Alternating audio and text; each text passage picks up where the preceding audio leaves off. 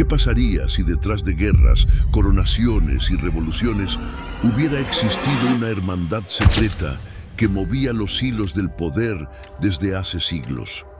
Una sociedad que protegía no un tesoro cualquiera, sino el secreto más explosivo del cristianismo, que Jesús tuvo descendencia y su sangre sigue viva. Ficción, engaño o verdad disfrazada durante 1000 años. En este documental vamos a sumergirnos en los misterios del Priorato de Sion, la orden secreta que, según algunos, controló Europa desde las sombras. Descubrirás cómo artistas como Leonardo da Vinci y genios como Isaac Newton podrían haber sido parte de esta conspiración. Y lo más inquietante, cómo todo esto fue sostenido por documentos, símbolos ocultos y silencios estratégicos. Hasta hoy, lo que estás a punto de ver va mucho más allá de el Código Da Vinci. Es la historia real detrás del mito. Y si crees que ya lo sabes todo, espera a ver lo que te vamos a contar. ¿Y si una sociedad secreta custodiara durante siglos el secreto más impactante de la cristiandad? Imagina por un momento que todo lo que creías saber sobre Jesús, María Magdalena y los orígenes del cristianismo fuera apenas la superficie de una verdad mucho más profunda, protegida por una hermandad misteriosa vinculada a Leonardo da Vinci, Isaac Newton y Víctor Hugo. Esta es la fascinante premisa que catapultó el Código Da Vinci a convertirse en uno de los fenómenos literarios más explosivos del siglo XXI, vendiendo más de 80 millones de ejemplares en todo el mundo y desatando una fiebre por descubrir la verdad detrás del enigmático Priorato de Sion. El nombre resuena con un aire medieval, conjurando imágenes de monjes encapuchados en criptas secretas, protegiendo documentos antiguos a la luz de las velas. El Priorato de Sion, según las historias más difundidas, sería una orden secreta fundada en Jerusalén en 1099, durante la Primera Cruzada. Esta organización habría sobrevivido en las sombras durante casi 1000 años, con la misión sagrada de proteger un secreto explosivo, que Jesús y María Magdalena habrían estado casados y tenido descendencia, cuya línea de sangre habría continuado hasta nuestros días a través de la dinastía merovingia de Francia. Los documentos que supuestamente probaban esta extraordinaria historia fueron descubiertos en la Biblioteca Nacional de Francia en los 100 años 60, los famosos Dossiers Secrets. Estos pergaminos y textos antiguos revelaban una lista impresionante de grandes maestres del priorato a lo largo de los siglos, incluyendo a Leonardo da Vinci, Botticelli, Isaac Newton, Víctor Hugo, Jean Cocteau y otros nombres ilustres. La sociedad secreta habría manipulado eventos claves de la historia europea durante siglos, siempre en las sombras, siempre protegiendo el linaje sagrado, el verdadero Santo Grial, que no sería una copa, sino la sangre real, de Cristo fluyendo en las venas de sus descendientes. Cuando Dan Brown publicó el Código Da Vinci en 2003, estas teorías abandonaron los círculos marginales del ocultismo para entrar en millones de hogares. De repente, turistas de todo el mundo inundaban la iglesia de Saint-Sulpice en París buscando la línea rosa mencionada en la novela, o se agolpaban frente a La Última Cena de Leonardo en Milán, intentando descifrar los supuestos códigos ocultos en la obra maestra. El fenómeno trascendió la literatura para convertirse en un acontecimiento cultural que cuestionaba los fundamentos mismos de la historia religiosa occidental. Pero, ¿qué hay de verdad en esta fascinante historia? ¿Existió realmente el Priorato de Sion como una organización milenaria guardiana de secretos explosivos? ¿O estamos ante una de las fabulaciones más elaboradas y exitosas de la historia moderna? Para responder estas preguntas, debemos emprender un viaje fascinante entre la historia documentada, las leyendas medievales y uno de los engaños más sofisticados del siglo XX, cuyas ramificaciones continúan reverberando en la cultura contemporánea. Todo comenzó con un libro que sacudió los cimientos de la historia convencional. En 1982, tres autores británicos, Michael Begent, Richard Lake y Henry Lincoln, publicaron El Enigma Sagrado, originalmente titulado Holy Blood, Holy Grail, una obra presentada como investigación histórica que alteraría para siempre nuestra percepción del Santo Grial y de los orígenes del cristianismo. El libro no surgió de la nada, fue el resultado de más de una década de investigación que comenzó cuando Henry Lincoln descubrió en una pequeña librería francesa un libro titulado El tesoro maldito de Rennes-le-Château, que relataba la misteriosa fortuna adquirida por Bérenger Saunier, un humilde párroco rural en el sur de Francia a finales del siglo XIX. Lo que empezó como una investigación sobre un posible tesoro escondido en un remoto pueblo francés se convirtió en un laberinto de conexiones históricas que llevaron a los autores hasta los enigmáticos dossiers secrets depositados en la Biblioteca Nacional de Francia. Estos documentos, supuestamente antiguos pero solo descubiertos en los años 60, detallaban la existencia del Priorato de Sion como una sociedad secreta milenaria dedicada a proteger la verdad de que Jesús y María Magdalena habrían tenido descendencia y que esta línea de sangre habría sobrevivido a través de los merovingios, la primera dinastía real de Francia. Según esta teoría, el Santo Grial no sería una copa física, sino un juego de palabras, sang real o sangre real, refiriéndose a la descendencia de Cristo. El enigma sagrado se convirtió rápidamente en un bestseller internacional, traducido a más de 20 idiomas y vendiendo millones de ejemplares. A pesar de ser recibido con escepticismo por historiadores y teólogos académicos, quienes lo calificaron de pseudohistoria y especulación infundada, el libro tocó una fibra sensible en el público.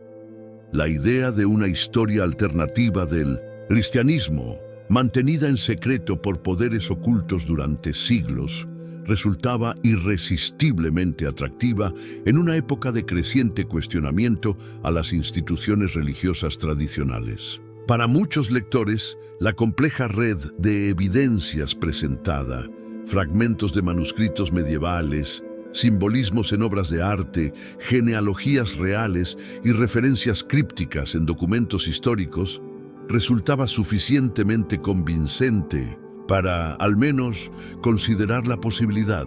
El impacto cultural del libro trascendió el ámbito literario para convertirse en un fenómeno sociológico.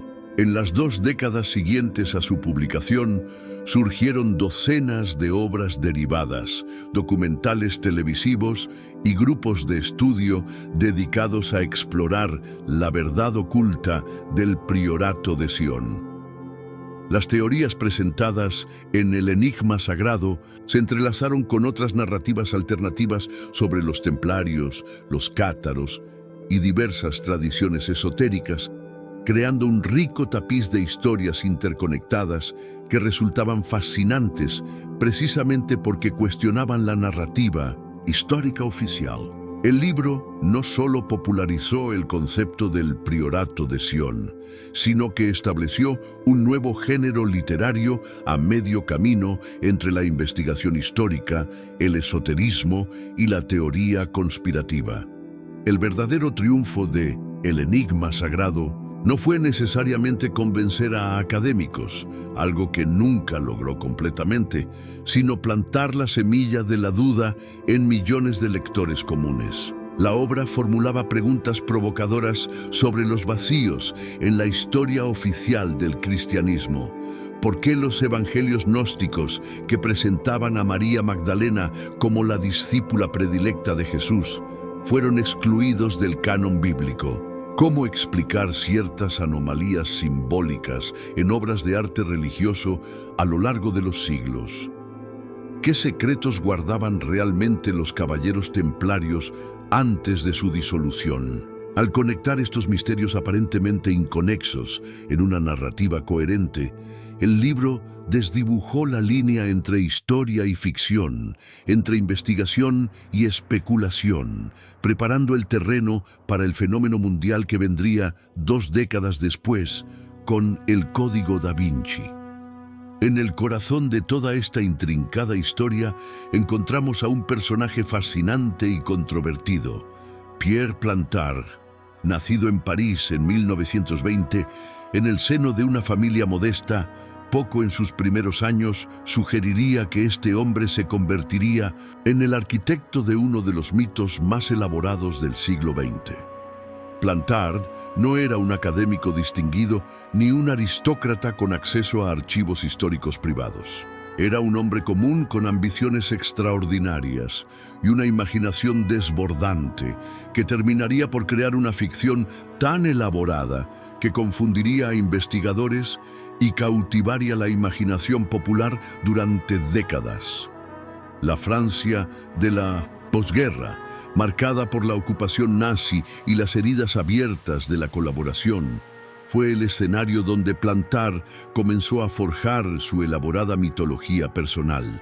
Ya en 1942, en plena ocupación alemana, fundó una pequeña organización llamada Alpha Galates, una de sus primeras incursiones en el mundo de las sociedades con tintes místicos y nacionalistas. Los registros históricos muestran que, lejos de ser un resistente contra la ocupación, como más tarde afirmaría, Plantard mantuvo conexiones con círculos ultranacionalistas y antisemitas. Esta oscura faceta de su biografía resulta especialmente reveladora cuando consideramos las motivaciones detrás de su posterior creación del mito del Priorato de Sion. La búsqueda de legitimidad, poder e influencia a través de una supuesta conexión con linajes sagrados y conocimientos secretos. El verdadero Priorato de Sion, no el milenario guardián de secretos religiosos, sino la organización real fundada por Plantard, nació oficialmente en 1956, registrado como una pequeña asociación local en la prefectura de Saint-Julien-en-Genevois, cerca de la frontera suiza. Los documentos de registro que aún se conservan lo describen simplemente como una organización dedicada a la construcción de viviendas sociales, muy lejos de las grandiosas pretensiones que posteriormente se le atribuirían. Durante esta época, Plantard comenzó a elaborar una compleja red de afirmaciones sobre sus supuestos orígenes aristocráticos, presentándose ocasionalmente como Pierre Plantard de Saint-Clair, insinuando conexiones con los merovingios y otras dinastías históricas. El hombre común comenzaba su transformación en el guardián de secretos antiguos y linajes sagrados. La verdadera genialidad de Plantard y lo que elevaría su creación de simple fraude a elaborado mito cultural fue su comprensión de cómo construir credibilidad a través de documentos aparentemente históricos. A mediados de los años 60, junto con su amigo Philippe de Cherisset, quien más tarde admitió su participación en la fabricación de documentos, comenzó a depositar en la Biblioteca Nacional de Francia una serie de pergaminos y documentos que serían conocidos como los Dossiers secrets d'Henri Lobineau. Estos materiales meticulosamente elaborados presentaban genealogías complejas, documentos cifrados y listas de grandes maestres del priorato que incluían a algunas de las figuras más prominentes de la historia europea. El golpe maestro fue conectar su ficticia organización con los misterios ya existentes en torno al pueblo de Rennes-le-Château y su enigmático párroco, Bérenger Saunier, creando así un ancla en la realidad para su elaborada ficción. Durante las décadas siguientes, Plantard refinó continuamente su historia, adaptándola según las circunstancias y añadiendo capas de complejidad. En entrevistas ocasionales y correspondencia con investigadores interesados, dejaba caer pistas enigmáticas sobre supuestos secretos de los merovingios, tesoros templarios ocultos y conocimientos ancestrales preservados por el priorato. Su técnica era sutil. Nunca afirmaba directamente que el priorato custodiara el linaje de Jesús y María Magdalena, pero dejaba suficientes sugerencias para que otros llegaran a esa conclusión. Esta estrategia de ambigüedad calculada permitió que el mito creciera orgánicamente, nutrido tanto por sus insinuaciones como por las especulaciones de quienes lo investigaban. Así, Pierre Plantard se transformó de simple falsificador en el guardián enigmático de un secreto que él mismo había inventado, pero que llegaría a fascinar al mundo entero. Los dossiers secrets representan quizás uno de los engaños históricos más sofisticados y exitosos del siglo XX. A mediados de los años 60, varios documentos comenzaron a aparecer misteriosamente en los archivos de la Biblioteca Nacional de Francia en París. Estos no llegaron con gran fanfarria ni publicidad, sino discretamente depositados como si fueran legítimos documentos históricos recién descubiertos. La estrategia era brillante en su simpleza. ¿Qué mejor manera de legitimar una falsificación que colocarla en una de las instituciones académicas más respetadas del mundo? La Biblioteca Nacional, siguiendo sus protocolos habituales, catalogó estos documentos sin someterlos inicialmente a un escrutinio crítico sobre su autenticidad, proporcionando involuntariamente el sello institucional que Plantard necesitaba. El contenido de estos documentos estaba meticulosamente diseñado para entretejer realidad histórica con ficción elaborada. Incluían genealogías detalladas que conectaban a los merovingios con supuestos descendientes de Jesús y María Magdalena, pergaminos cifrados que supuestamente contenían secretos explosivos y, quizás lo más impactante, una lista cronológica de grandes maestres del Priorato de Sion, desde su fundación en 1099 hasta el siglo XX. Esta lista era una obra maestra de manipulación psicológica. Incluía a figuras históricas de incuestionable importancia como Nicolas Flamel, Leonardo da Vinci, Isaac Newton, Victor Hugo y Claude Debussy, entre otros. La implicación era poderosa. Si mentes tan brillantes habían sido parte de esta sociedad secreta, ¿no debería tomarse en serio su existencia? La inclusión de figuras como Leonardo da Vinci resultaría particularmente efectiva años después, cuando el Código da Vinci tejería elaboradas teorías sobre símbolos ocultos en sus obras. Lo más fascinante de los dossiers secrets es cómo combinaban elementos verificables con pura invención. Hacían referencias a lugares reales como Rennes-le-Château, personajes históricos como el párroco Bérenger Saunier y organizaciones medievales como los templarios. Estas conexiones con elementos históricos auténticos servían como puntos de anclaje que proporcionaban credibilidad a las partes ficticias. Además, los documentos estaban elaborados con un nivel de detalle extraordinario. Sellos antiguos, caligrafías de época, referencias cruzadas a documentos históricos genuinos y complejos sistemas de codificación que parecían requerir conocimientos esotéricos para ser descifrados. Esta atención al detalle haría que incluso investigadores escépticos dedicaran años a intentar verificar o refutar su contenido. La pieza central de los dossiers secrets eran los famosos pergaminos cifrados, supuestamente descubiertos por el párroco Saunier en su iglesia a finales del siglo XIX.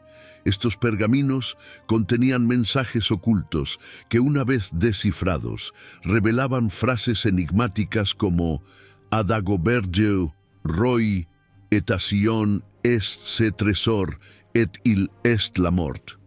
A Dagoberto, un rey a Sion, pertenece este tesoro y él está allí muerto. La mención a Dagoberto II, un rey merovingio poco conocido asesinado en el siglo VII, establecía la conexión crucial con esta dinastía que Plantar reivindicaba como descendiente de la unión entre Jesús y María Magdalena. Años después, se descubriría que estos pergaminos habían sido creados por Philippe de Chérisey, amigo y cómplice de Plantar, quien incluso publicaría en 1978 un libro detallando cómo había elaborado las cifras y códigos. El impacto de los Dossiers Secrets trascendió ampliamente a sus creadores. Cuando Baigent, Lake y Lincoln comenzaron su investigación para el Enigma Sagrado, estos documentos aparentemente históricos proporcionaron la columna vertebral de su teoría. Aunque expresaron cierto escepticismo sobre algunos aspectos, cayeron en la trampa fundamental: aceptar la existencia histórica del Priorato de Sion como una organización milenaria. Su libro, a su vez, daría legitimidad académica aparente a lo que esencialmente era una elaborada ficción creada apenas 2 décadas antes. El ciclo se completaría cuando Dan Brown, inspirado por El Enigma Sagrado, convirtiera estas teorías en la base de una novela que cautivaría la imaginación de millones de lectores en todo el mundo, transformando lo que comenzó como la fantasía de un falsificador francés en un fenómeno cultural global. ¿Quiénes fueron realmente aquellos monjes guerreros que conquistaron Jerusalén y custodiaron sus mayores secretos? En las frías madrugadas de viernes 13 de octubre de 1307, en un operativo simultáneo que asombraría incluso a las fuerzas de inteligencia modernas, cientos de caballeros templarios fueron arrestados por todo el territorio francés. La acusación, herejía, idolatría, prácticas obscenas y toda clase de abominaciones contra la fe cristiana. Así comenzó la caída de la orden militar más poderosa y misteriosa de la Edad Media, una caída tan dramática y sangrienta que generaría siglos de leyendas, mitos y teorías conspirativas que llegan hasta nuestros días. Pero para entender cómo los templarios llegaron a ocupar un lugar central en el mito del Priorato de Sion, debemos retroceder 2 siglos hasta su fundación. La Orden de los Pobres Caballeros de Cristo del Templo de Salomón, su nombre completo, nació oficialmente en 1119, cuando un pequeño grupo de caballeros, liderados por Hugo de Payens, juró ante el rey Balduino II de Jerusalén proteger a los peregrinos cristianos que visitaban Tierra Santa tras la Primera Cruzada. Su cuartel general se estableció en el Monte del Templo, sobre las ruinas del antiguo Templo de Salomón, de donde derivaría su nombre. Lo que comenzó como una humilde hermandad de 9 caballeros se transformaría en apenas unas décadas en una de las organizaciones más poderosas de Europa medieval, combinando las habilidades militares de caballeros de élite con la disciplina monástica y, crucialmente, innovadoras prácticas financieras que los convertirían en los primeros banqueros internacionales. El ascenso meteórico de los templarios estuvo marcado por varios factores excepcionales. En 1129 recibieron el respaldo oficial de la Iglesia en el Concilio de Troyes, gracias en gran parte al apoyo entusiasta de Bernardo de Claraval, después canonizado como San Bernardo, la figura religiosa más influyente de su tiempo. La regla templaria, que establecía su código de conducta, les otorgaba un estatus único. Eran monjes que podían derramar sangre, guerreros que hacían votos de pobreza, castidad y obediencia. Más importante aún, respondían directamente al Papa, estando exentos de la autoridad de reyes y señores feudales locales. Esta independencia sin precedentes, combinada con donaciones masivas de tierras y riquezas por parte de la nobleza europea, Creó una organización transnacional con poderes que trascendían fronteras, algo revolucionario para la época. Durante casi 2 siglos, los templarios desempeñaron un papel crucial en las cruzadas y en la economía europea. Desarrollaron un sofisticado sistema financiero que permitía a peregrinos depositar dinero en una encomienda templaria en Europa y retirar fondos equivalentes en Jerusalén mediante cartas de crédito, evitando los peligros de viajar con riquezas. Construyeron una impresionante red de fortalezas, iglesias y propiedades que se extendía desde Inglaterra hasta Siria. Su flota dominaba partes del Mediterráneo y su disciplina y tácticas de combate los convertían en la fuerza militar más temida de su época.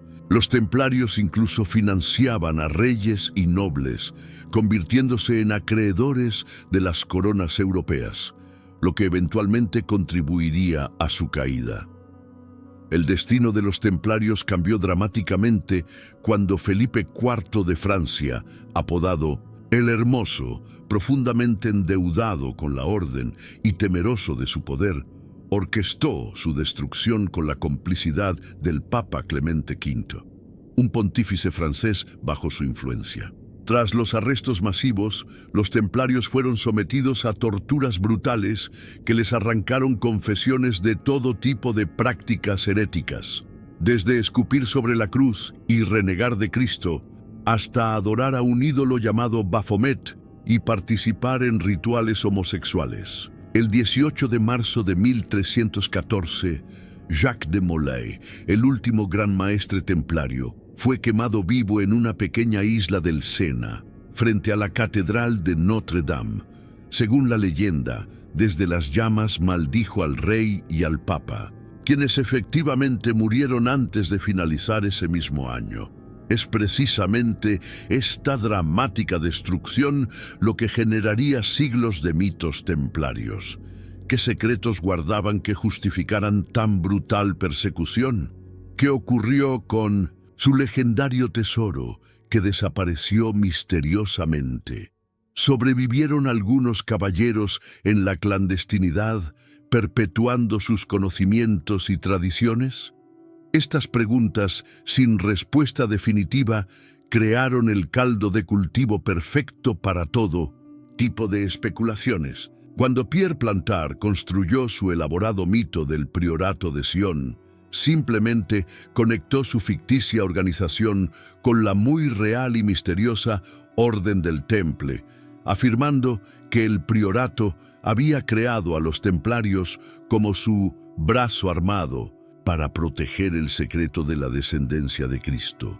Esta conexión templaria proporcionaría al mito del priorato una potente dimensión histórica y esotérica que resultaría irresistible para generaciones de buscadores de misterios.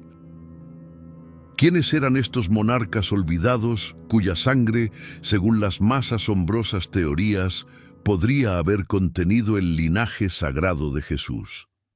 Mucho antes de que Carlomagno fuera coronado emperador, antes incluso de que la palabra Francia tuviera significado, una dinastía de reyes de cabellos largos gobernaba sobre los territorios que un día conformarían el corazón de Europa. Los merovingios, cuyo nombre proviene de su mítico fundador Meroveo, rigieron el reino franco desde aproximadamente el año 481 hasta el 751 de Punjabin.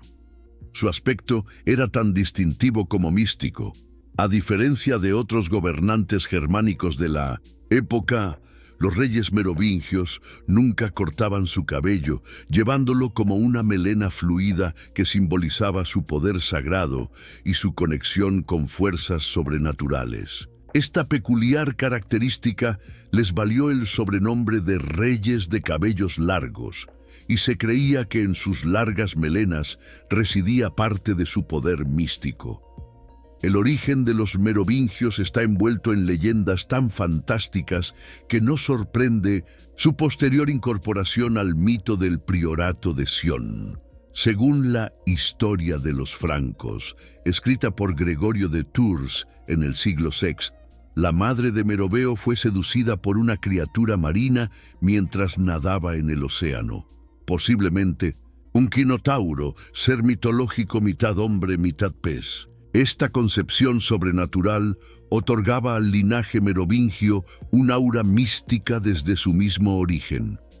Los reyes merovingios eran considerados taumaturgos, hacedores de milagros, poseedores de poderes curativos y clarividencia, características que los diferenciaban de los monarcas puramente políticos y militares. Esta dimensión mística religiosa, documentada en fuentes históricas genuinas, proporcionaría siglos después el terreno fértil donde Plantar sembraría su elaborada ficción.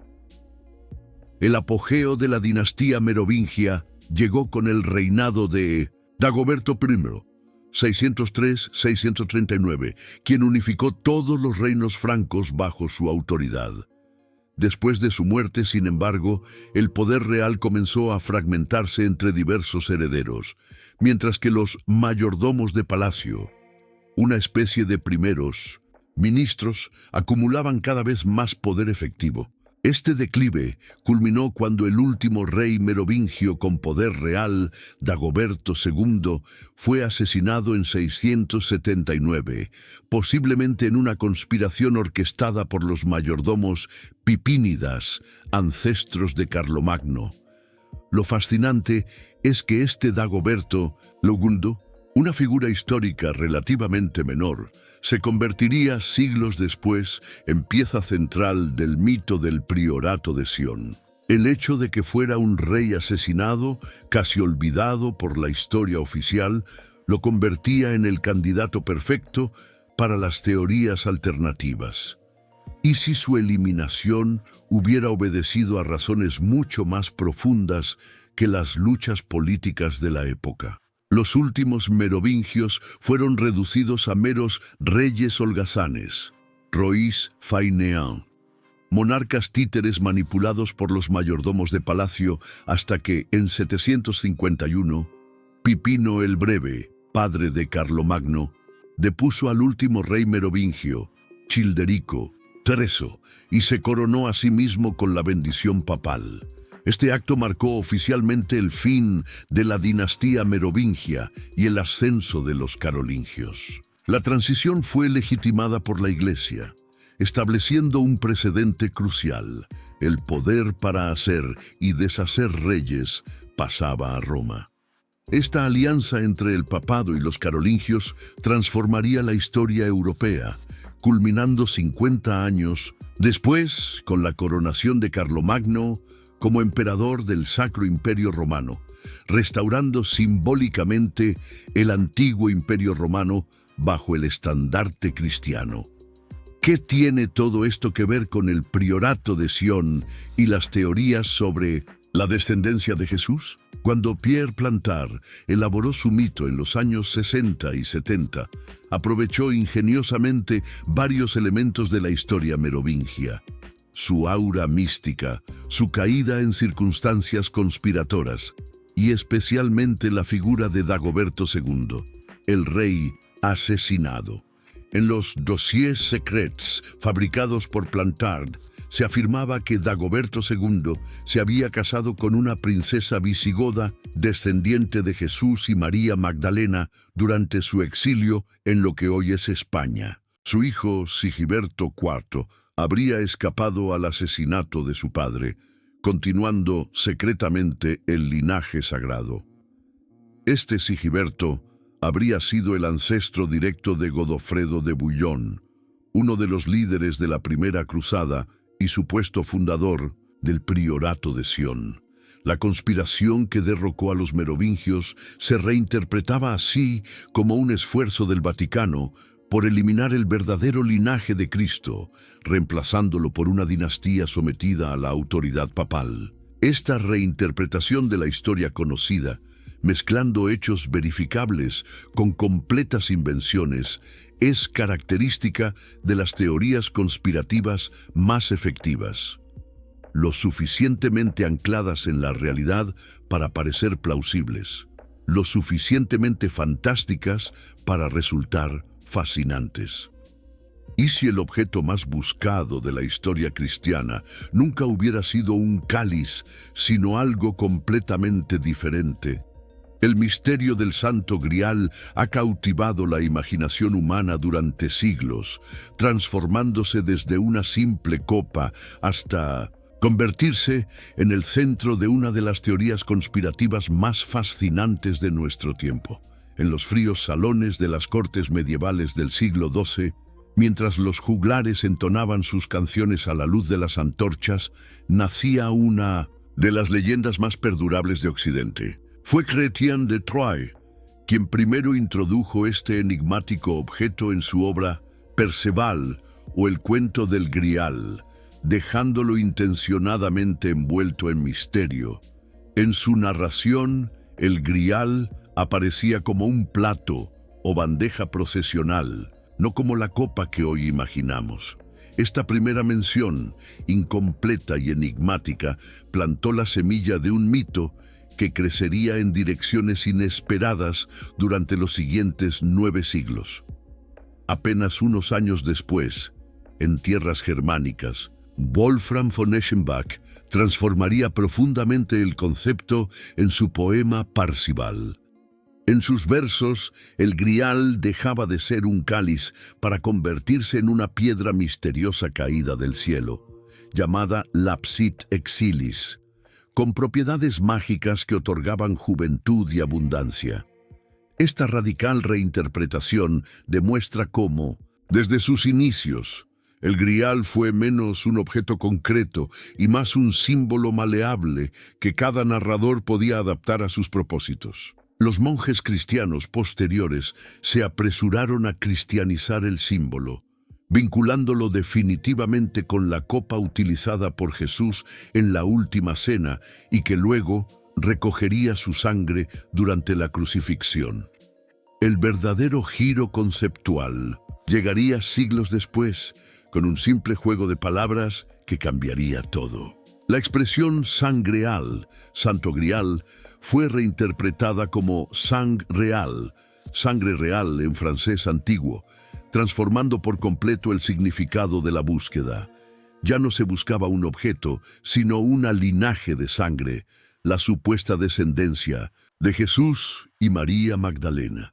Este audaz salto interpretativo, aunque carente de base histórica, resultó tremendamente seductor para la mentalidad contemporánea. De repente, la búsqueda medieval de un objeto sagrado se convertía en una conspiración milenaria para ocultar una verdad explosiva sobre los orígenes del cristianismo. En nuestra era actual, el Grial continúa su metamorfosis, representando para cada generación aquello que considera más valioso y trascendente. Para algunos, simboliza la búsqueda espiritual del conocimiento supremo. Para otros, representa la promesa de inmortalidad o poder. La genialidad del mito del Grial reside precisamente en su ambigüedad y adaptabilidad. Como un espejo cultural, refleja nuestras propias búsquedas y anhelos más profundos, transformándose continuamente y asegurando así su permanencia en la imaginación colectiva. Lo que comenzó como un elemento literario en un romance medieval, ha terminado convirtiéndose en uno de los símbolos más poderosos y perdurables de la civilización occidental. ¿Y si la historia más importante del cristianismo hubiera sido deliberadamente ocultada durante 2 milenios? El papel de María Magdalena en los Evangelios ha sufrido una de las transformaciones más dramáticas de la historia religiosa, pasando de ser una discípula fiel a convertirse en el centro de una supuesta conspiración de dimensiones cósmicas. En los textos bíblicos canónicos, María Magdalena aparece como una figura ciertamente importante, pero con un perfil definido. Una seguidora fiel de Jesús, curada por él de 7 demonios, que lo acompañó durante su ministerio y crucialmente fue la primera testigo de su resurrección. Este privilegio extraordinario de ser la primera en ver al Cristo resucitado le valió ser llamada por los primeros cristianos como la apóstol de los apóstoles. Sin embargo, con el paso de los siglos y la consolidación del poder eclesiástico masculino, su figura comenzaría a desdibujarse y transformarse de maneras sorprendentes. La Edad Media fue testigo de una curiosa fusión de personajes bíblicos femeninos. María Magdalena fue incorrectamente identificada con la mujer anónima pecadora, que lavó los pies de Jesús con sus lágrimas, y también con María de Betania, hermana de Lázaro. Esta confusión, promovida por sermones papales desde el siglo VI, creó una nueva identidad compuesta, la de una prostituta arrepentida. Esta imagen, aunque sin fundamento bíblico, caló profundamente en la imaginación cristiana occidental, inspirando innumerables obras de arte que la representaban como una bella penitente de larga cabellera. La teología oficial había transformado a una discípula clave en un símbolo de pecado y redención, conveniente para una iglesia dominada por hombres. El verdadero terremoto en la percepción de Magdalena llegaría en 1945, con el descubrimiento de los manuscritos de Nag Hammadi en Mindorus, Egipto. Estos textos gnósticos, especialmente el Evangelio de Felipe y el Evangelio de María, presentaban una imagen radicalmente diferente. Magdalena como la discípula favorita de Jesús, poseedora de conocimientos espirituales superiores a los de Pedro y los demás apóstoles masculinos. En el Evangelio de Felipe, un pasaje parcialmente dañado sugiere que Jesús solía besarla, a menudo generando intensos debates sobre la naturaleza de su relación. Estos textos, aunque no aceptados como canónicos, abrieron la puerta a reconsiderar el papel de las mujeres en el cristianismo primitivo y más tarde alimentarían teorías mucho más audaces. La teoría conspiratoria moderna del priorato de 1900 capitalizó estos elementos históricos dispersos para construir una narrativa explosiva. María Magdalena no habría sido simplemente una discípula, sino la esposa de Jesús y madre de su descendencia. Según esta teoría, tras la crucifixión, una Magdalena embarazada habría huido a la Galia, actual Francia, donde habría dado a luz a la sangre real, una dinastía sagrada que conectaría directamente con los reyes merovingios. Esta supuesta verdad, demasiado peligrosa para la Iglesia patriarcal, habría sido protegida durante siglos por sociedades secretas como el priorato. La teoría, aunque fascinante como ficción, carece absolutamente de evidencia histórica seria, mezclando convenientemente datos reales, como la marginación histórica de Magdalena, con especulaciones sin fundamento.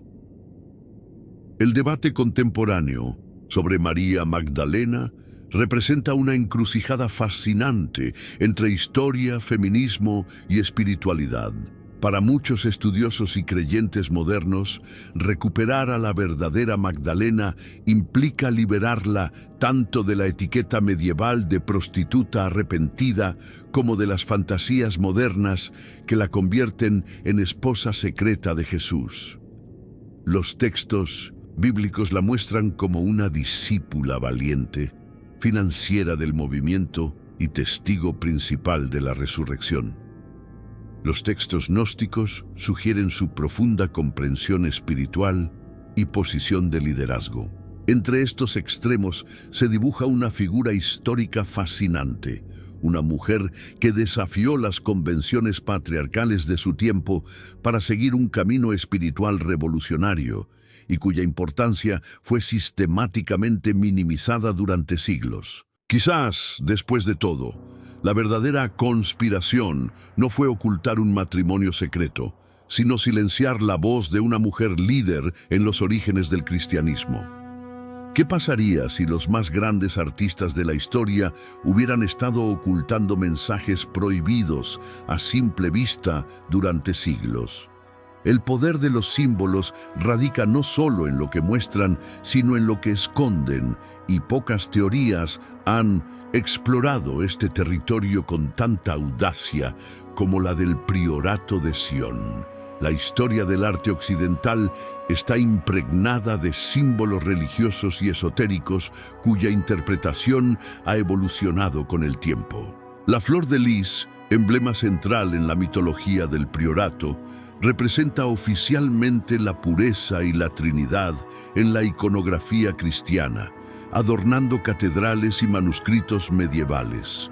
Sin embargo, los teóricos de la conspiración reinterpretan este elegante símbolo como una referencia encubierta a la línea de sangre sagrada, viendo en sus 3 pétalos una codificación de la Trinidad profana, Jesús, María Magdalena y su descendencia. Este símbolo, que adornó durante siglos los escudos de la monarquía francesa, se convierte así en una supuesta marca que identificaría a los conocedores del gran secreto, transformando ornamentos decorativos en presuntas pistas de una verdad oculta. Leonardo da Vinci emerge como la figura central en esta reinterpretación simbólica, transformado de genio renacentista a gran maestro conspirador. Según la teoría, su posición como supuesto líder del priorato entre 1510 y 1519 explicaría los elementos anómalos en sus obras maestras. La Última Cena, pintada para el refectorio de Santa María delle Grazie en Milán, se convierte en el lienzo de la controversia. Los teóricos señalan la figura a la derecha de Jesús, tradicionalmente identificada como el apóstol Juan, pero que muestra rasgos marcadamente femeninos. Es realmente María Magdalena, sentada en el lugar de honor como esposa de Cristo. ¿Por qué no hay un cáliz visible en la mesa si este es el momento de la institución de la Eucaristía? Las interpretaciones convencionales explican estas características a través de las convenciones artísticas renacentistas y la degradación natural de la pintura a lo largo de los siglos. Pero la teoría del priorato transforma cada detalle en evidencia de un mensaje subversivo intencionado. La arquitectura gótica, con su compleja geometría y abundante simbolismo, se convierte también en terreno fértil para estas interpretaciones. Ningún lugar ejemplifica mejor esta tendencia que la enigmática capilla Roslin, en Escocia, construida en el siglo XV por William Sinclair. Sus intrincadas tallas, que mezclan símbolos cristianos con motivos paganos y masónicos, han alimentado especulaciones durante siglos. Los teóricos del priorato señalan las estrellas de 5 puntas, las rosas y las extrañas figuras en los pilares como pruebas de conexiones templarias. Particularmente intrigante es el pilar del aprendiz, decorado con una secuencia espiral de formas vegetales que algunos han interpretado como representaciones de maíz y aloe vera, plantas supuestamente desconocidas en Europa antes del descubrimiento de América. Esta aparente anomalía cronológica ha llevado a teorías sobre conocimiento secreto transoceánico, aunque los historiadores del arte identifican estas formas simplemente como estilizaciones de plantas locales, como el trigo y el lirio. El poder perdurable de estos simbolismos reside en su ambigüedad inherente. Un símbolo, por definición, puede contener múltiples capas de significado simultáneamente. La rosa, elemento recurrente en las teorías del priorato, funciona como símbolo de secreto desde la antigüedad. Sub-rosa, bajo la rosa, indicaba confidencialidad, pero también representa a Cristo, a María, el amor divino o la discreción, dependiendo del contexto. Esta polisemia permite lecturas contradictorias del mismo elemento visual. donde un historiador ve convenciones artísticas estándar, un teórico de la conspiración puede identificar códigos secretos. El fenómeno refleja una verdad psicológica fundamental. Tendemos a encontrar patrones significativos incluso donde reina el azar, especialmente cuando estamos predispuestos a buscarlos. Los símbolos atribuidos al priorato continúan ejerciendo fascinación porque conectan con algo profundamente humano, nuestra atracción por el misterio y lo oculto. La posibilidad de que existan significados escondidos en obras que hemos contemplado durante siglos resulta irresistible para una cultura que valora tanto el conocimiento privilegiado. Cuando visitamos hoy la Capilla Roslin o contemplamos la Última Cena en Milán, la experiencia estética se ve inevitablemente influida por estas interpretaciones alternativas, incluso para quienes las rechazan intelectualmente. Los lugares y obras asociados a estas teorías han experimentado un auge turístico sin precedentes, demostrando que, en términos culturales, la percepción de misterio puede resultar tan poderosa como cualquier verdad histórica. En el enigmático juego entre lo visible y lo invisible, estos símbolos han logrado un poder cultural que trasciende su autenticidad histórica. ¿Qué secreto podría transformar a un humilde párroco rural en un hombre inmensamente rico de la noche a la mañana? En las colinas ondulantes del Languedoc francés, un pequeño pueblo de apenas 100 habitantes se ha convertido en el inesperado epicentro de una de las teorías conspirativas más fascinantes de la era moderna. Rennes-le-Château, con su modesta iglesia y su panorámica vista de los Pirineos, parece un lugar improbable para un misterio de proporciones bíblicas. Sin embargo, los acontecimientos que tuvieron lugar aquí a finales del siglo XIX desencadenaron una cascada de especulaciones que eventualmente alimentarían el mito del Priorato de Sion.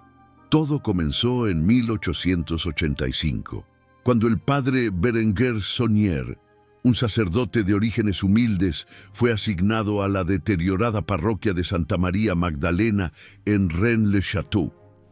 La iglesia se caía a pedazos, su sueldo era mísero y nada hacía presagiar el extraordinario giro que tomaría su vida. Durante una modesta renovación del altar en 1891, Saunier supuestamente descubrió varios pergaminos ocultos dentro de una antigua columna visigótica hueca. Según la leyenda, estos documentos contendrían algún tipo de información explosiva, códigos, mapas o revelaciones que le permitirían acceder a un tesoro de incalculable valor. Lo cierto es que, poco después de este supuesto hallazgo, el humilde cura comenzó a gastar cantidades de dinero completamente desproporcionadas para su posición. Las transformaciones en Rennes-le-Château fueron tan visibles como inexplicables.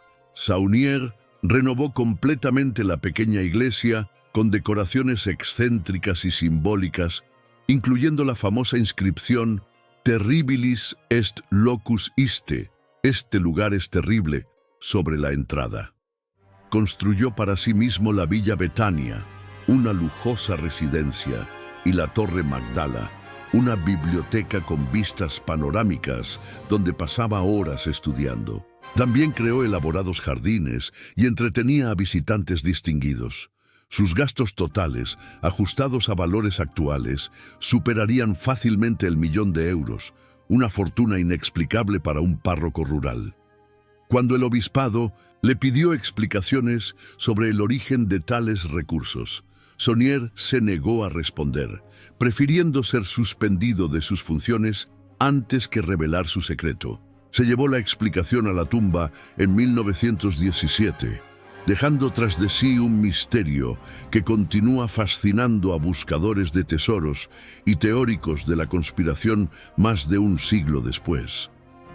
Las explicaciones racionales sobre el origen de la riqueza de Saunier existen, aunque carecen del glamour de las teorías conspirativas. Los registros sugieren que el astuto sacerdote podría haber establecido un lucrativo negocio de venta de misas por correo, cobrando por oraciones que nunca llegaba a realizar.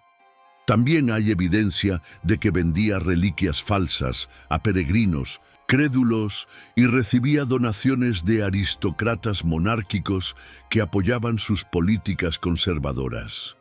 Sin embargo, estas prosaicas explicaciones no satisfacen a quienes ven en Rennes-le-Château el epicentro de un misterio mucho mayor. Para los teóricos del priorato, Saunier habría descubierto evidencia de la línea de sangre sagrada de Jesús y María Magdalena, información que habría utilizado para chantajear al Vaticano o acceder a un antiguo tesoro templario. Las peculiares decoraciones de la iglesia, como el diablo sosteniendo la pila bautismal o las estaciones del Vía Crucis con anomalías intencionales, serían pistas codificadas de este conocimiento prohibido. El fenómeno turístico generado por estas teorías ha transformado completamente la vida del pequeño pueblo.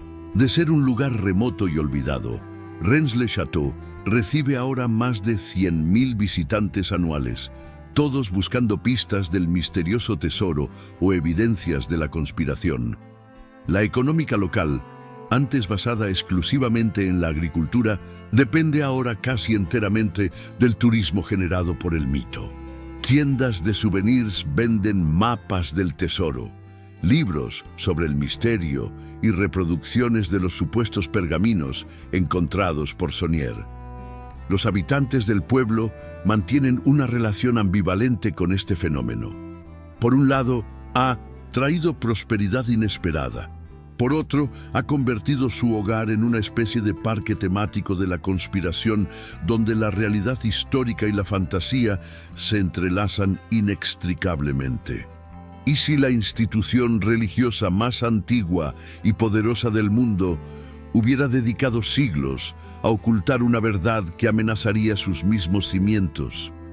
Las teorías sobre el priorato de Sion dibujan un Vaticano implacable, capaz de cualquier cosa para mantener oculto el supuesto linaje de Cristo. Esta dramática narrativa de conflicto entre sociedades secretas e instituciones religiosas constituye uno de los aspectos más cautivadores y problemáticos del mito moderno del priorato. Las tensiones históricas entre la Iglesia Católica y el Estado francés proporcionan el telón de fondo real sobre el que se construye esta ficción. Desde la Revolución Francesa de 1789, Francia experimentó oleadas sucesivas de anticlericalismo que culminaron en la Ley de Separación de 1905, que estableció la laicidad como principio fundamental del Estado. En este contexto de pugna entre autoridades seculares y religiosas, florecieron numerosas sociedades secretas y paramasónicas con agendas anticatólicas. Pierre Plantard, el principal arquitecto del mito moderno del priorato, era plenamente consciente de esta historia y la utilizó hábilmente para dar credibilidad a su fabricación. Su supuesto priorato de Sion se presentaba como una de estas organizaciones históricamente enfrentadas al poder del Vaticano, supuestamente por proteger un secreto explosivo, la supervivencia de la línea de sangre merovingia que, según la teoría, descendería directamente de Jesús y María Magdalena. La novela El Código da Vinci llevó esta narrativa de conflicto a un nuevo extremo, introduciendo a la Opus Dei como el antagonista principal, el brazo ejecutor de un Vaticano, dispuesto a asesinar para mantener el secreto. Dan Brown describió a esta organización católica real como una secta fanática y violenta, personificada en el albino Silas, un monje asesino que no duda en matar para proteger la versión oficial de la historia cristiana. La caracterización resultó tan efectiva en términos narrativos como inexacta históricamente. La Opus Dei, fundada en 1928 por José María Escrivá, es una prelatura personal del Vaticano centrada en la santificación del trabajo ordinario, compuesta principalmente por laicos y sin monjes de ningún tipo. La organización, aunque conservadora en sus posiciones teológicas, carece absolutamente de las tendencias violentas o sectarias que le atribuye la novela. Tras el éxito del libro y la película, la Opus Dei se vio obligada a emprender una campaña de relaciones públicas para contrarrestar la imagen distorsionada proyectada globalmente. La respuesta oficial del Vaticano a estas teorías siguió un patrón interesante de evolución. Inicialmente, la Santa Sede optó por ignorar lo que consideraba meras especulaciones sin fundamento histórico, indignas de refutación formal. Sin embargo, el fenomenal éxito de El Código da Vinci cambió esta estrategia. En 2005, el cardenal Tarcisio Bertone, entonces secretario de Estado del Vaticano, calificó la obra como un compendio de falsedades y un distorsionado antipapismo.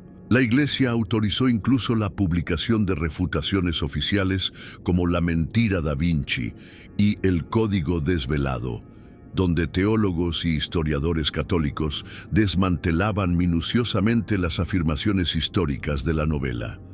Esta reacción institucional, aunque comprensible desde la perspectiva de una organización que veía atacada su historia y doctrina, tuvo el efecto paradójico de dar mayor notoriedad y credibilidad a las teorías que pretendía desacreditar. Para muchos, la vehemencia de la negación vaticana parecía confirmar que había algo importante que ocultar.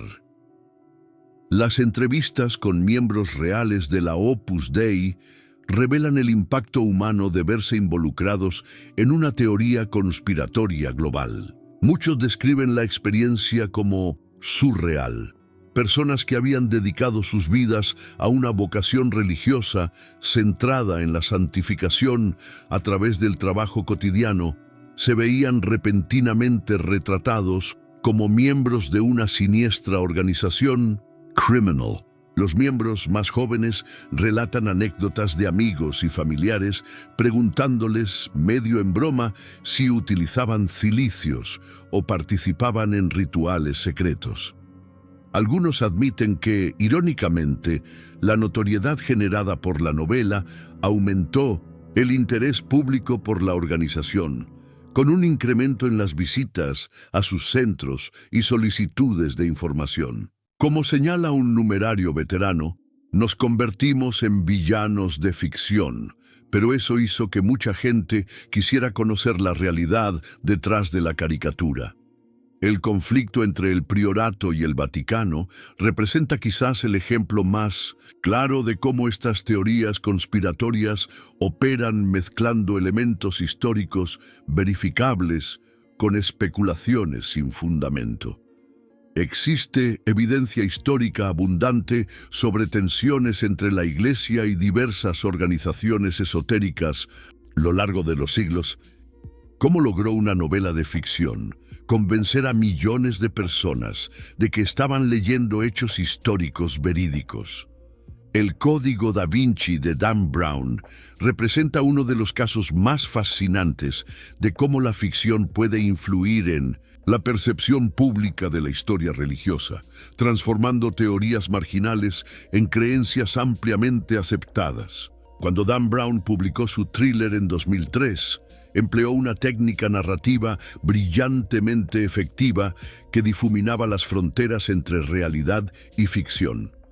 La novela comienza con una página titulada Hechos, donde se afirma categóricamente la existencia real del Priorato de Sion y la exactitud de todas las descripciones de obras de arte, arquitectura y documentos mencionados en el libro. Esta declaración inicial establece un pacto de lectura que predispone al lector a aceptar como verídicos elementos que son, en realidad, interpretaciones altamente especulativas o directamente incorrectas.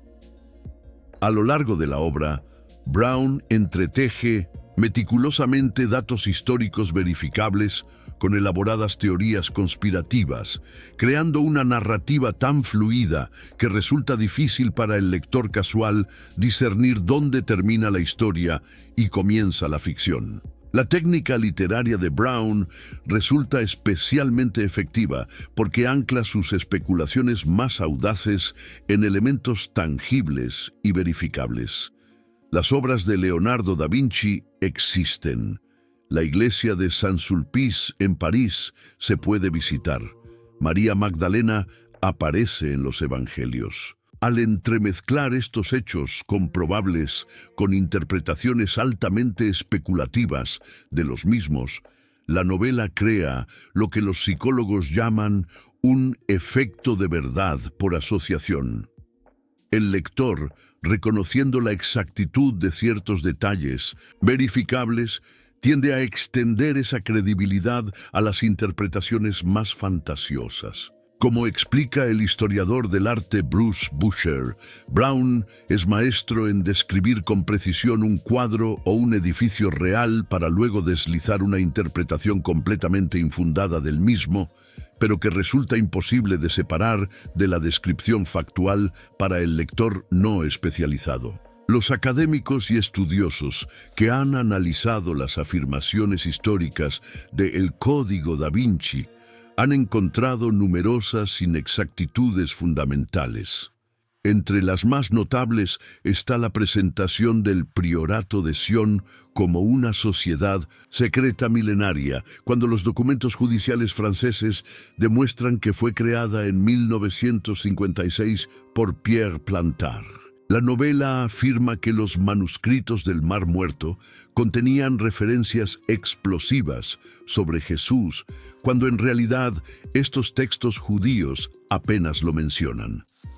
Brown sostiene que el emperador Constantino inventó la divinidad de Cristo en el Concilio de Nicea del 325 d.C., ignorando los numerosos escritos cristianos anteriores que ya afirmaban su divinidad. La lista de errores históricos es extensa, pero irrelevante para millones de lectores cautivados por la potencia narrativa de la historia. Como señala la historiadora religiosa Karen King, lo que hace tan poderosa a la novela de Brown no es su exactitud académica, sino su capacidad para conectar con anhelos espirituales contemporáneos, especialmente el deseo de un cristianismo que honre lo femenino sagrado. El fenómeno editorial y cinematográfico que siguió a la publicación de El Código da Vinci no tiene precedentes para una obra que trata temas religiosos e históricos, por ficcionalizados que estén.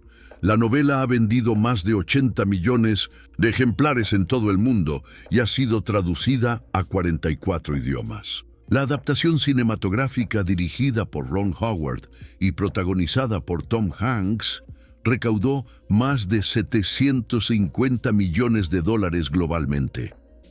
Este éxito comercial extraordinario refleja cómo la narrativa de Brown conectó con algo profundo en la psique contemporánea, una combinación de desconfianza hacia las autoridades institucionales, fascinación por teorías alternativas y anhelo de una espiritualidad que incorpore elementos femeninos. El fenómeno trascendió lo literario y cinematográfico para convertirse en un auténtico fenómeno cultural, generando toda una industria de libros complementarios, documentales televisivos y tours turísticos que prometen seguir las pistas de Robert Langdon. El impacto más profundo de El Código da Vinci puede observarse en cómo alteró las percepciones públicas sobre historia religiosa.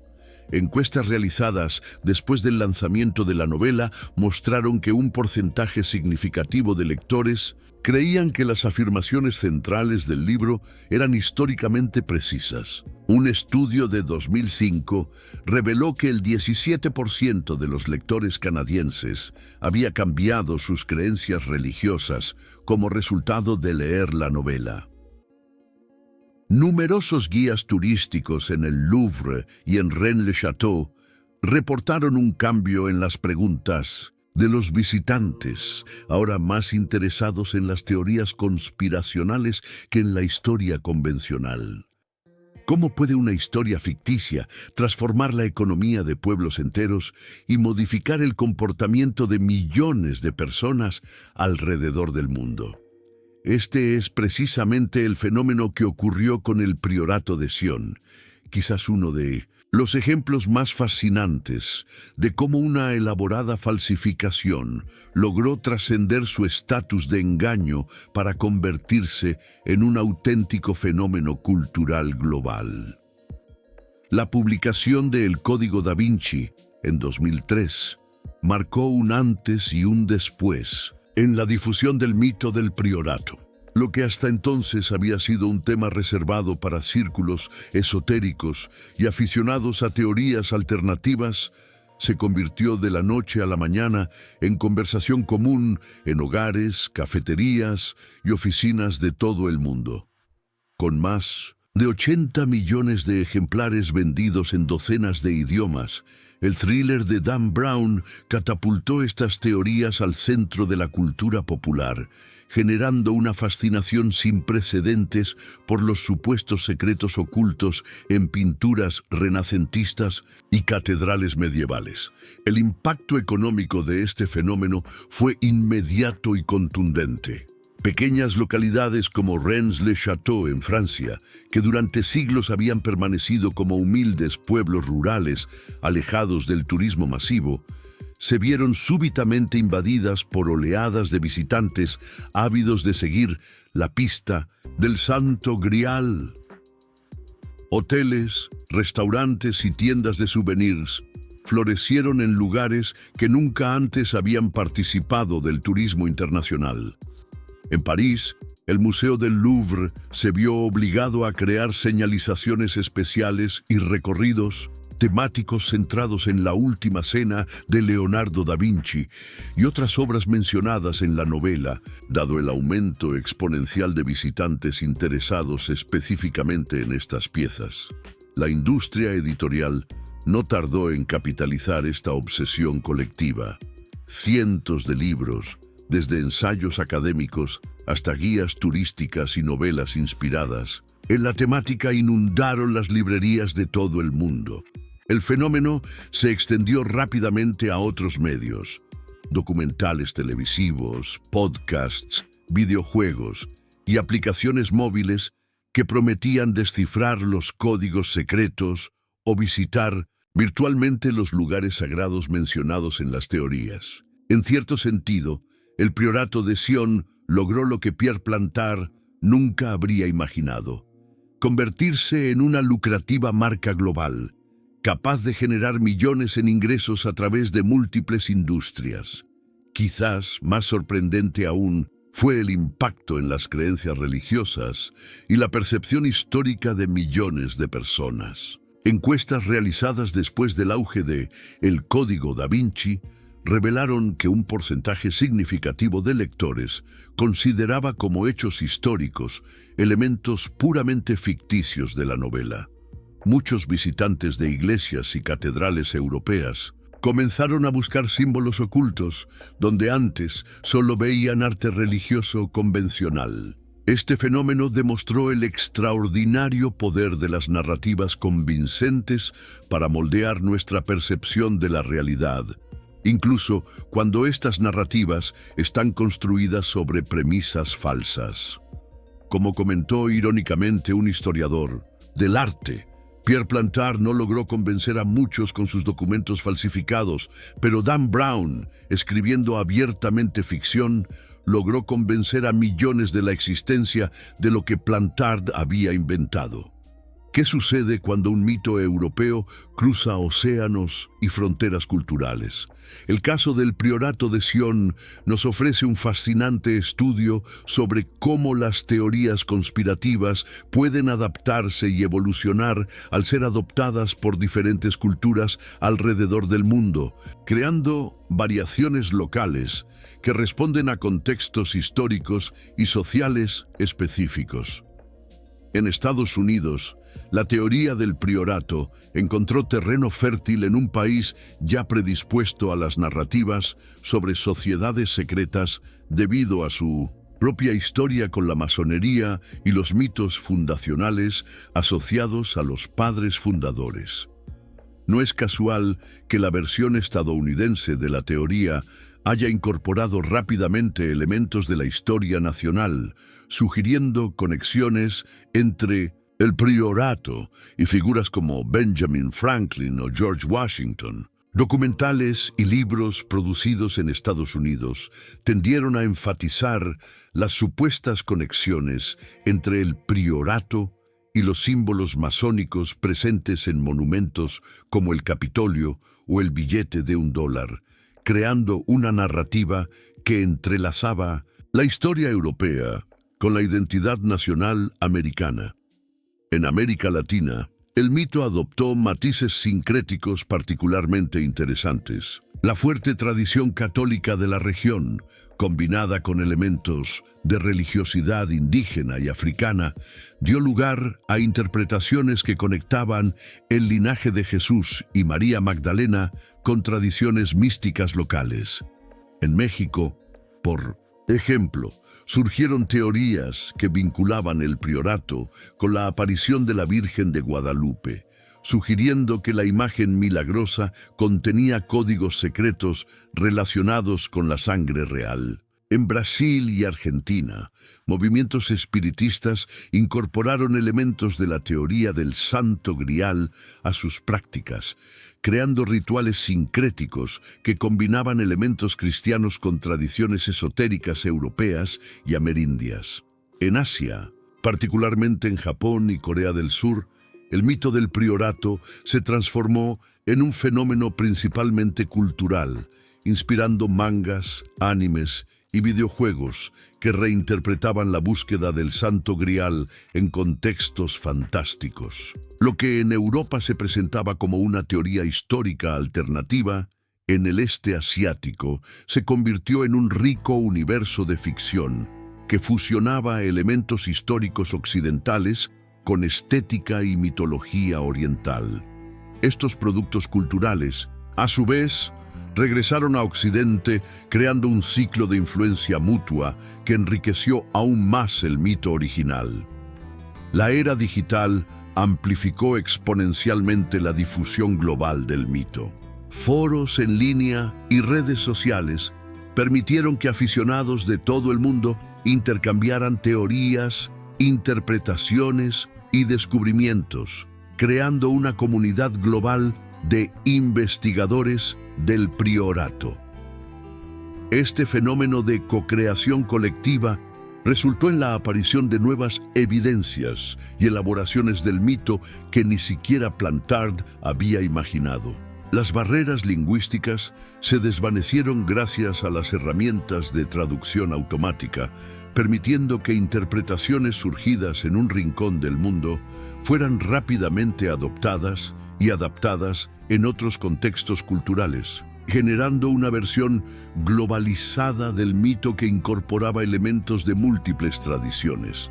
Quizás el aspecto más significativo de esta globalización del mito fue su capacidad para conectarse con otras teorías conspirativas preexistentes. En muchos países, el priorato de Sion se incorporó a narrativas sobre los Illuminati, extraterrestres antiguos, tecnologías perdidas o gobiernos en la sombra. Esta flexibilidad para integrarse en marcos conspirativos más amplios explica en parte su persistencia. Como una pieza de un rompecabezas mayor, el priorato podía encajar en casi cualquier visión alternativa de la historia, adaptándose a las preocupaciones culturales, religiosas y políticas específicas de cada región. Un antropólogo observó que el mito del priorato actúa como un virus cultural, mutando ligeramente para adaptarse a cada huésped mientras conserva su ADN, el fundamental, la idea de un conocimiento secreto protegido por una élite a lo largo de los siglos. ¿Qué ocurre cuando una elaborada mentira sostenida durante décadas y que ha llegado a influir en la cultura popular global, finalmente se desmorona. La historia del desenmascaramiento del Priorato de Sion representa uno de los casos más fascinantes de cómo la investigación periodística y académica puede, eventualmente, desmantelar incluso las falsificaciones más convincentes.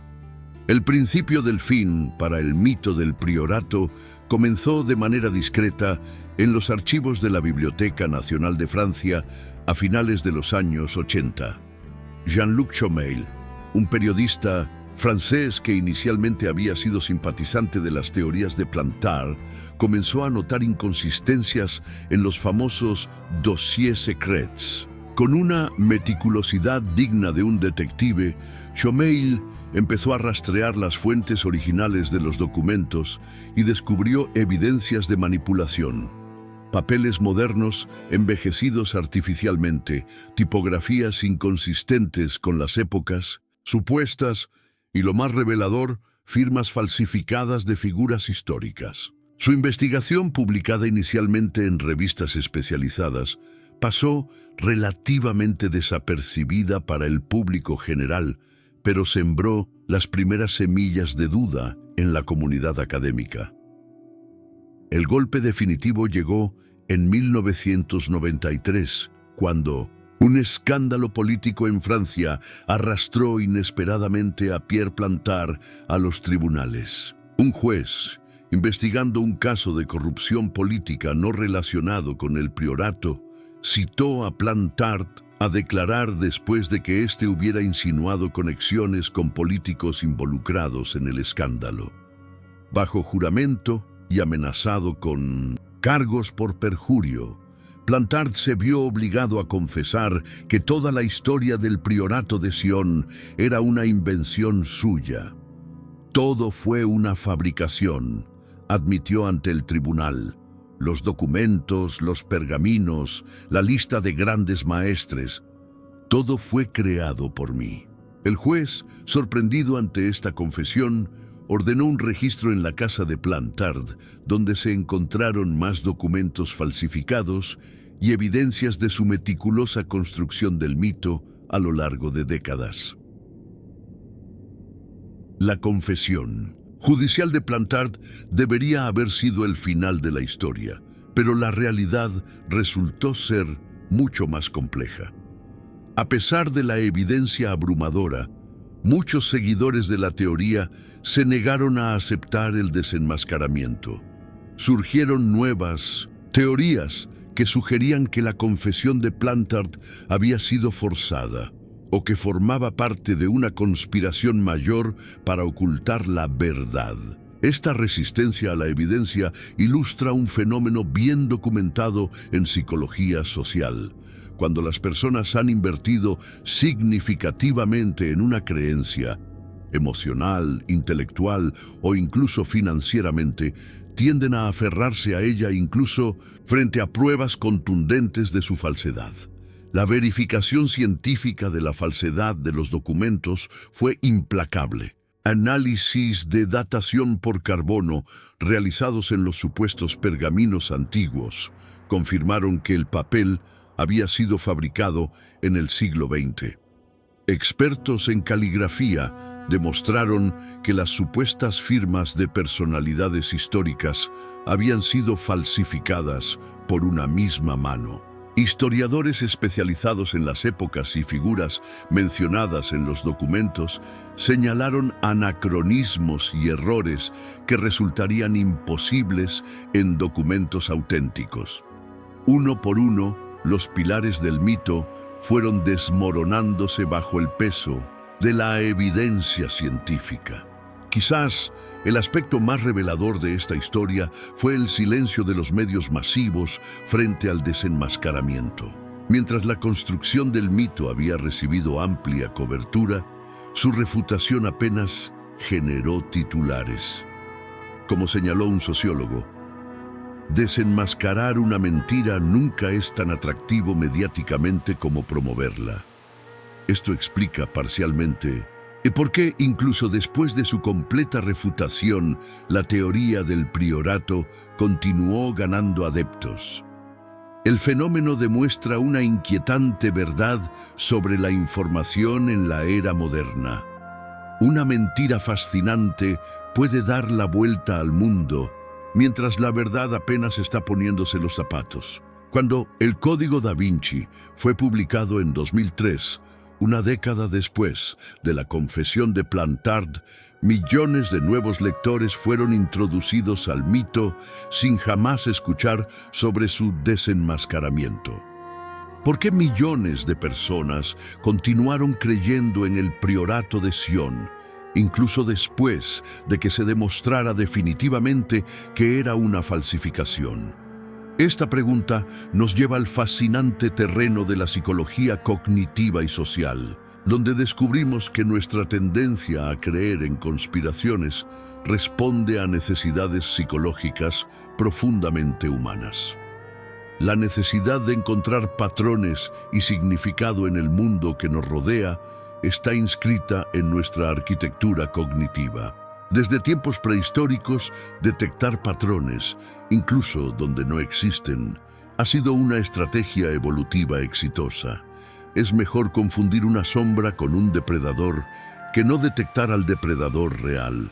Nuestros cerebros están programados para la detección de agentes, es decir, para atribuir intencionalidad y propósito a los eventos que percibimos.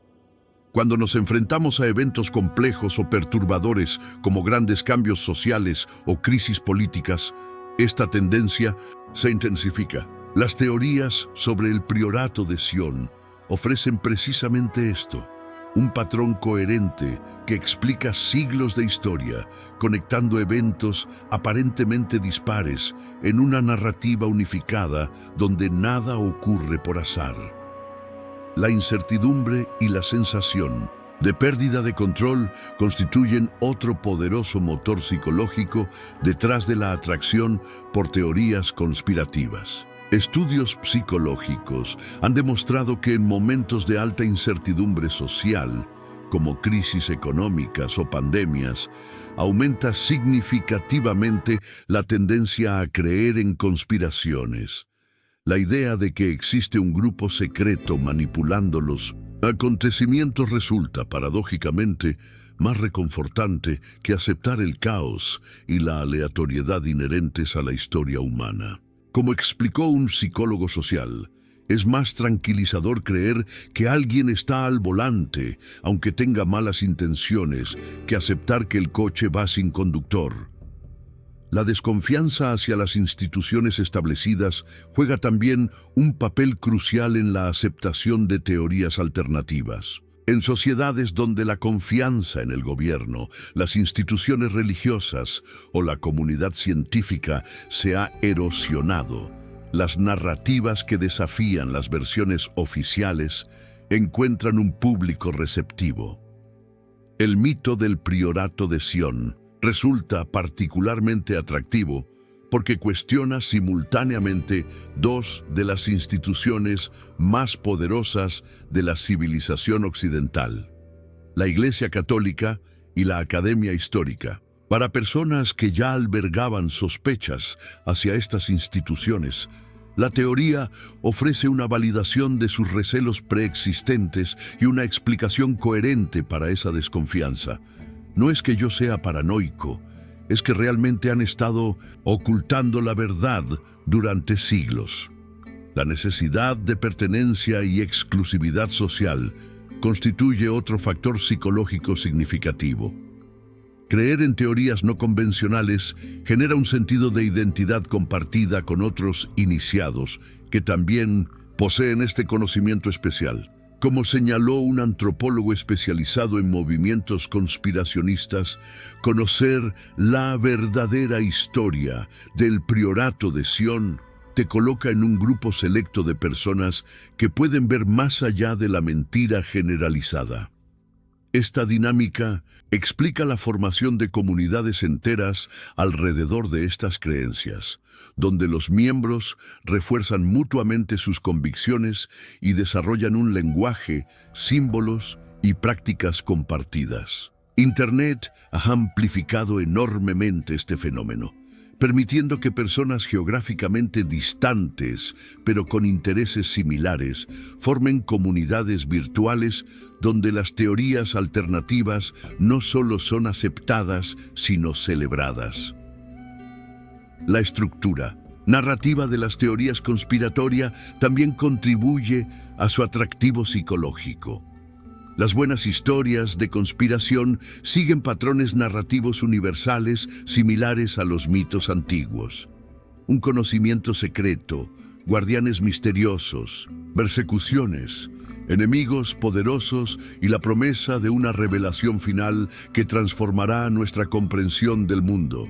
El mito del Priorato de Sion incorpora todos estos elementos en una narrativa particularmente seductora que se conecta con arquetipos culturales profundamente arraigados en la mentalidad occidental, desde la búsqueda del Santo Grial hasta la figura del sabio perseguido por poseer conocimientos prohibidos.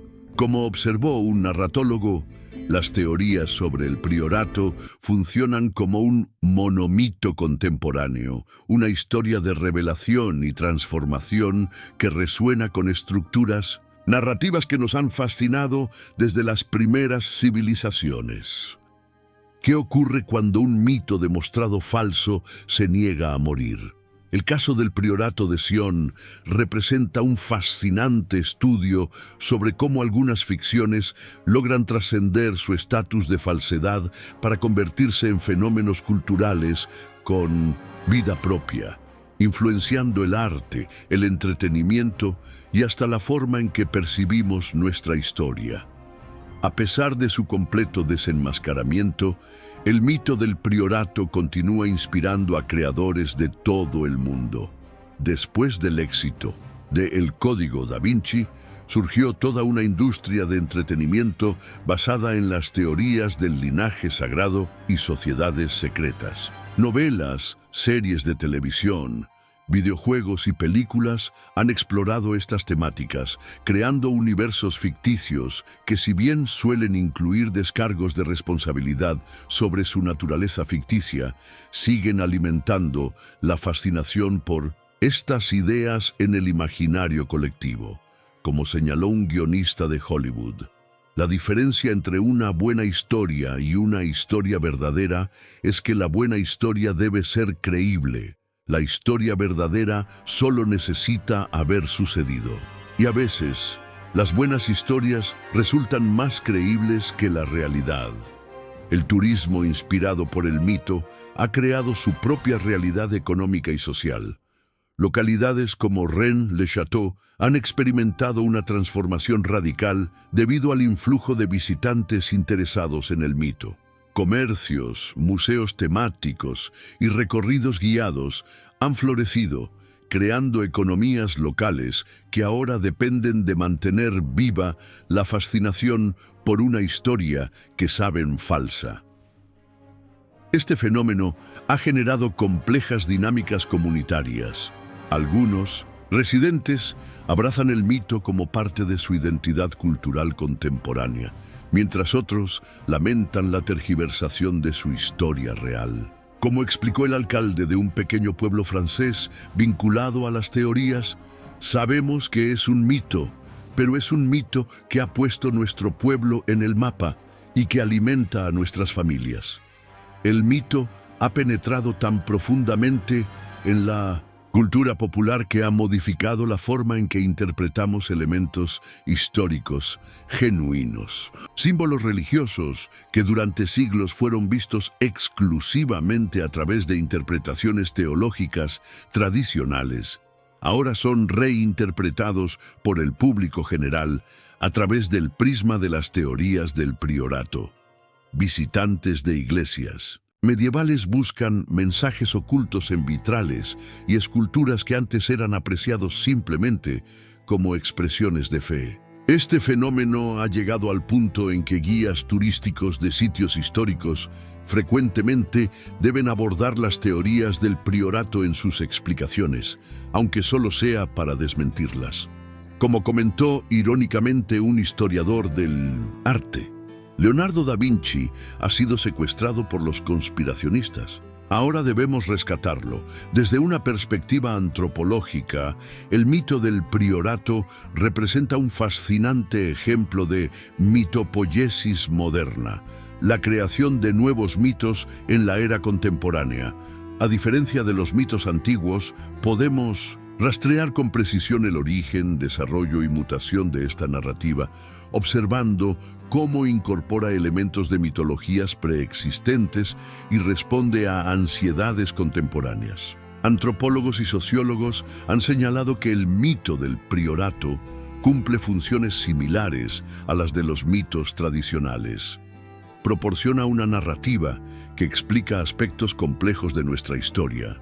Ofrece un sentido de trascendencia que conecta el presente con un pasado mítico y permite a las personas situarse dentro de una historia mayor que sus vidas individuales. Quizás el aspecto más significativo del legado cultural del priorato sea su capacidad para inspirar escepticismo hacia las narrativas establecidas. Aunque basado en premisas falsas, el fenómeno ha estimulado un renovado interés por la historia medieval, el cristianismo primitivo y las figuras históricas asociadas con el mito. Mucha gente que inicialmente se acercó a estos temas, atraída por las teorías conspiratorias, acabó desarrollando un interés genuino por la historia documentada. Como señaló un profesor universitario, cada semestre recibo estudiantes que llegan a mis clases de historia medieval motivados por el Código da Vinci. Comienzan buscando el Santo Grial y terminan descubriendo la fascinante complejidad de la Edad Media real. En este sentido paradójico, un mito falso ha servido como puerta de entrada hacia un auténtico conocimiento histórico. ¿Qué es más poderoso? ¿La verdad histórica o el mito que captura nuestra imaginación? Esta pregunta, que ha resonado a lo largo de nuestra exploración del fenómeno del priorato de Sion, quizás no tenga una respuesta definitiva, pero nos invita a reflexionar sobre el extraordinario poder de las narrativas para dar forma a nuestra comprensión del mundo. La historia del priorato de Sion representa un fascinante caso de estudio sobre la creación de mitos en la era moderna. A diferencia de las leyendas tradicionales, cuyo origen se pierde en la bruma del tiempo, podemos rastrear con precisión cada paso en la construcción de este elaborado engaño. Desde los primeros documentos falsificados por Pierre Plantard en los años 50, pasando por su gradual elaboración en las décadas siguientes, hasta su explosión en la cultura popular global con el Código da Vinci. Esta trazabilidad nos permite observar, como a través de un microscopio, los mecanismos por los cuales una falsificación puede transformarse en un mito cultural con vida propia, un proceso que normalmente ocurre a lo largo de siglos, pero que, en este caso, pudimos presenciar en apenas unas décadas. La persistencia del mito del priorato, a pesar de su completo desenmascaramiento, nos habla de una profunda verdad sobre la condición humana. Nuestra relación con la realidad está mediada por narrativas que nos ayudan a darle sentido al mundo. Como seres humanos, no procesamos la información de manera puramente racional. Respondemos a historias que resuenan con nuestras necesidades emocionales, intelectuales y espirituales. La teoría del priorato, con su promesa de un conocimiento secreto que podría transformar nuestra comprensión de la historia y la religión, satisface anhelos profundamente arraigados. El deseo de trascendencia, la búsqueda de significado en un mundo aparentemente caótico y la esperanza de que existan verdades más profundas que las que nos presentan las instituciones establecidas. En nuestra era digital, caracterizada por un acceso sin precedentes a la información, pero también por una creciente dificultad para Distinguir entre hechos y falsedades. El caso del priorato nos ofrece importantes lecciones sobre alfabetización mediática y pensamiento crítico.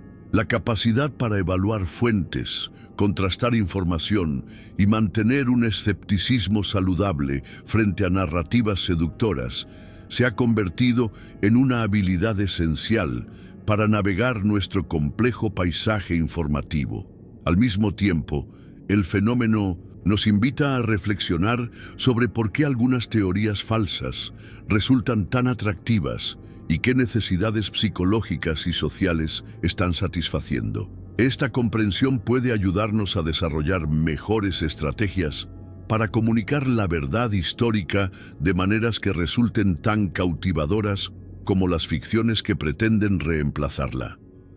Desde una perspectiva más amplia, la historia del Priorato de Sion nos recuerda que los límites entre verdad y ficción, historia y mito, realidad e imaginación, han sido siempre más porosos de lo que nos gusta admitir. A lo largo de la historia humana, las grandes narrativas que han dado forma a civilizaciones, sean religiosas, nacionales o ideológicas, han combinado elementos históricos con elaboraciones míticas que responden a necesidades colectivas de significado.